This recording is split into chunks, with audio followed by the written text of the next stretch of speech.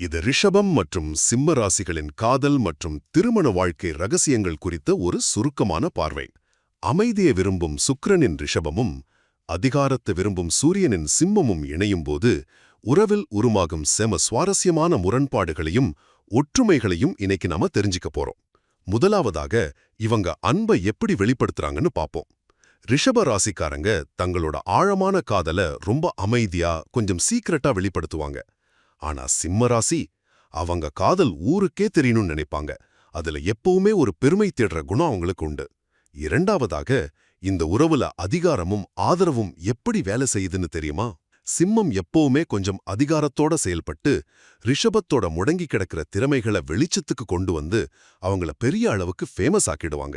அதே சமயம் ரிஷபம் நல்லா வளைஞ்சு கொடுத்து சிம்மத்தோட வெற்றிக்கு பின்னாடி நின்னு தங்களோட முழுமையான சப்போர்ட்டா கொடுப்பாங்க. என்ன ஒரு அருமையான காம்பினேஷன்ல! இறுதியாக இவங்களுக்குள்ள வர பிரச்சனைகளும் அதுக்கான தீர்வும் என்னன்னு பார்க்கலாம். சிம்மத்தோட புகழ்ச்சி ஆசையும் அந்த அதீத அதிகாரமும் கொஞ்சம் எல்லையை மீறும்போது ரிஷபம் அப்படியே சைலண்ட் மோடுக்கு மாறி ரொம்பவே மன அழுத்தத்துக்கு ஆளாகிடுவாங்க.